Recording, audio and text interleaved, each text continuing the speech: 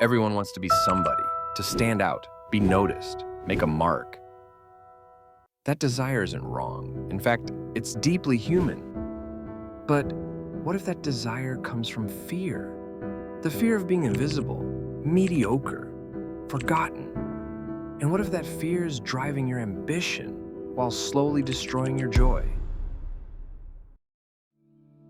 Most people don't chase success because they love the journey. They chase it because they're terrified of what happens if they don't. This video features 3 anime characters, Isagi, Oikawa, and Hinata, and the emotional roots of their ambition. And by the end, you'll answer this for yourself.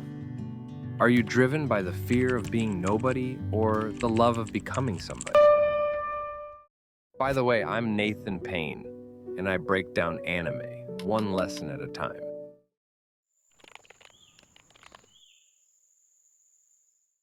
What happens when success stops feeling good?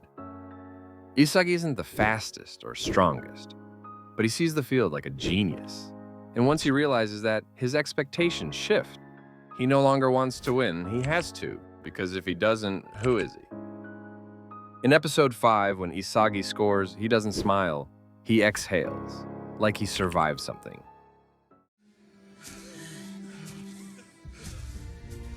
I crushed their dreams. This team of 11. So this is what it means to win.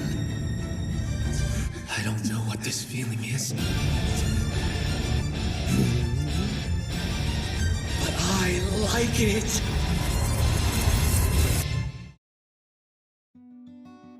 One of my favorite quotes comes from Chris Williamson.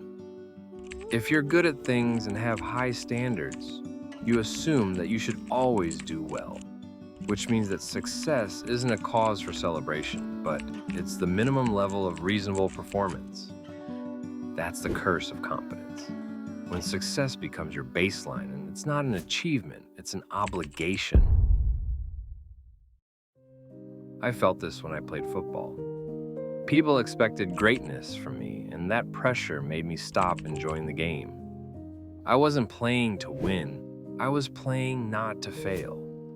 Fear of insignificance breeds obsession with competition. Yes, it brings results, but it turns ambition into anxiety, and every win into just another breath of relief.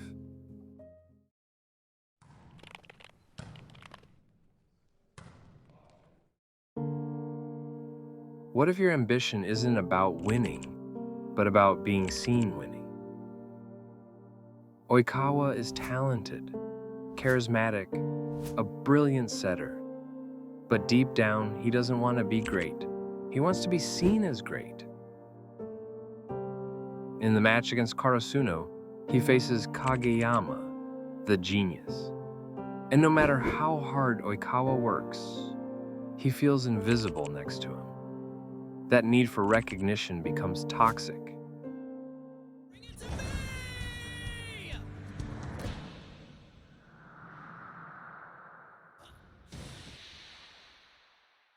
No, no, no, no, no!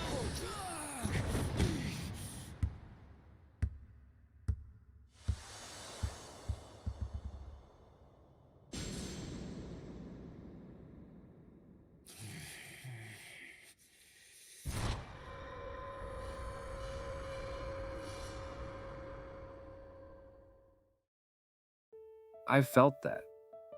When I started running, I stopped caring about how running made me feel, and focused only on how it looked. I chased validation, not improvement. Oikawa's ambition isn't rooted in love, it's rooted in insecurity. As Brené Brown said, we all have a desire to be seen, but when that becomes the only goal, we disappear. And that's what Oikawa fears most. Not losing, but being unseen. And yes, that brings him trophies, cheers, status, but also bitterness, exhaustion, and fear of fading. Ambition driven by external validation is fragile. The moment the applause stops, so does your sense of self. If you end up liking this video, consider subscribing. 94% of people watching are not subscribed.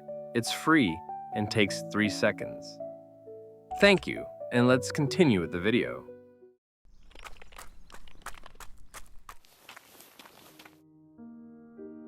What if success doesn't come from pressure, but from play?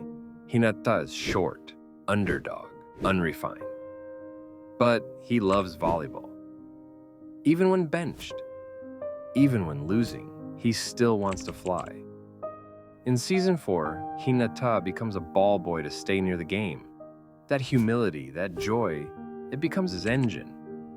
He doesn't chase greatness to be seen. He chases it because he's in love with the process. Coach, what should I be eating right now? What? Oh. No, I'm sorry. Is it okay if I ask you that? Who the heck else would you ask? Oh, right. One sec. And you'll also need some carbs. You can get those in, like, bananas or 100% orange juice. And then I need to go home and eat a proper meal. And then get a good night's sleep. Yes, sir. Thank you, sir. Don't aim for success if you want it. Just do what you love and believe in it, and it will come naturally. David Frost. Hinata doesn't aim for success. He becomes it because he believes in the work. He believes in the game, and success follows that kind of devotion. That's how I feel about making videos. I know I'm not the best, but I show up day after day because I enjoy it. Even if no one's watching, I'd still create.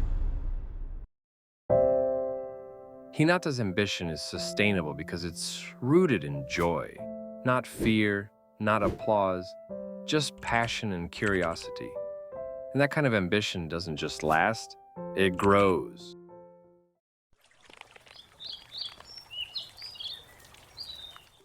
So, what can we learn from them? Fear can light a fire, just like Asagi's terror of being average.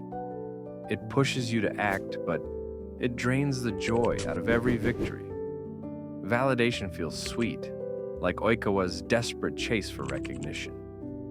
Yet it never lasts because someone else will always steal the spotlight. That's why the only fuel that truly sustains you is joy. Hinata found it in the simple love of jumping, playing, and chasing flight. If you can find joy in the grind itself, then success won't feel like pressure. It will feel natural, light, and free, like freedom itself.